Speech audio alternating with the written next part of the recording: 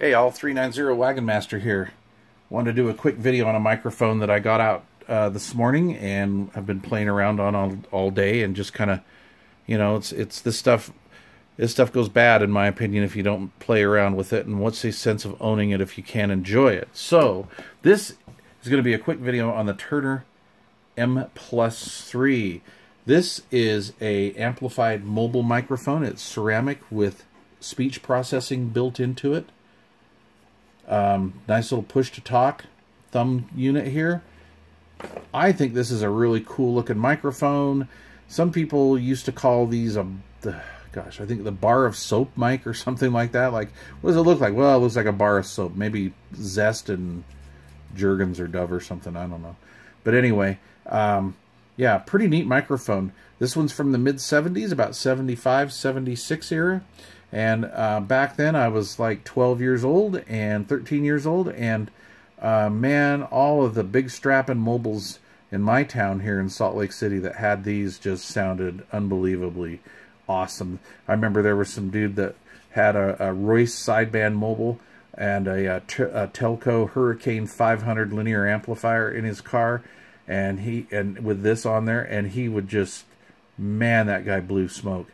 And there was a guy up the street from me that ran one of these on a President Adams that I just thought sounded unbelievable. So back in the 90s, I scored a few of these, and you know, because they were going cheap then. You could buy these things for like 25 bucks all day long. Nobody wanted them.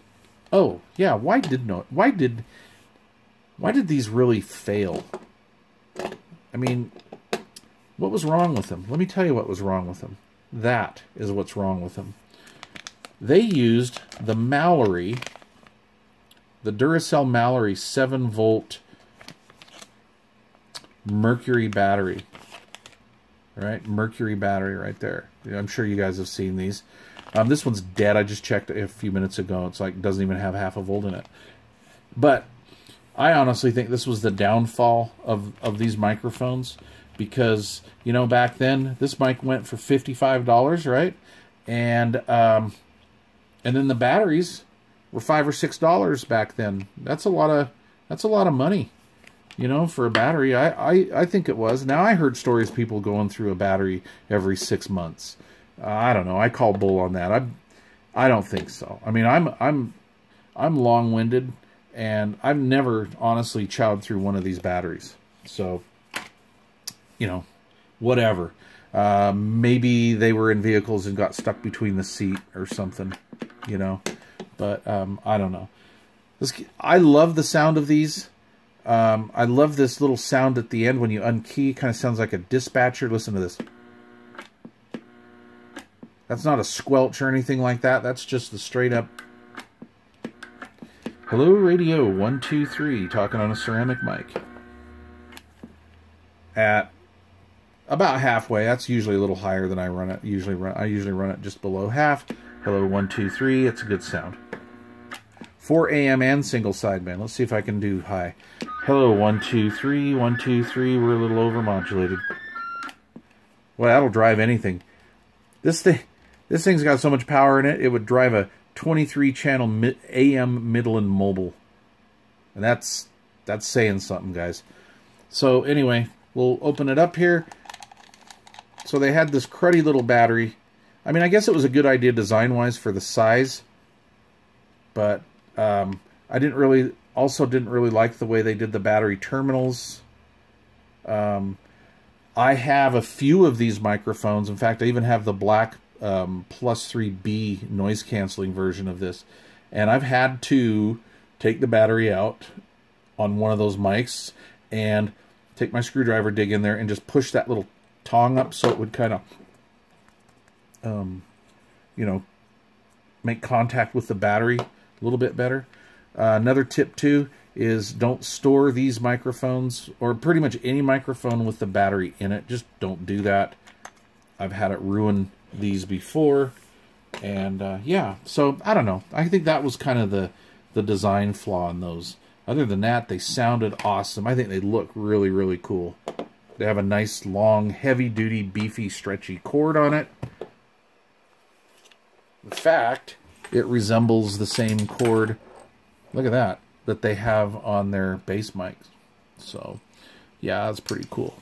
I love Turner stuff. I've always liked Turner. Back in the day, this was high dollar stuff for a kid.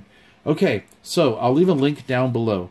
These 175s, I'm going to just prepare you right now. They're not cheap anymore, and depending on when you look for them, they can be hard to access. So I bought this in, July of 2018. I bought a 2-pack where I have 2 of these together on a card from an eBayer, and I think I spent $14.95 with free shipping for these. Right now, as of April 8th, 2021, this single battery on Amazon is going for $17.85, which is totally ridiculous. Everybody else that says they had them, like Adorama, some of the camera stores, they're all out of stock. And I wonder if Duracell makes these in batches, let's say 1 million at a time or something, and then stops production. Because really, other than power mics, they use these in like dog collars, shock collars. But other than that, I mean, sometimes they're easy to get and they're not too expensive. And then like right now, they're really expensive and they're really hard to get. However, you can get the aftermarket version from a place called batteriesinaflash.com. And I see they have some in stock. And they are selling them for $446 right now. And that part number is A175, and it's under the XL brand. I also see the XL brand on eBay right now for $888, and I don't remember if that was free shipping or not, but it was $888. Anyway, that's XLEXELL, part number A175. You can also find them under part numbers E175, MN175B, SP175, and RW82. All right, you guys.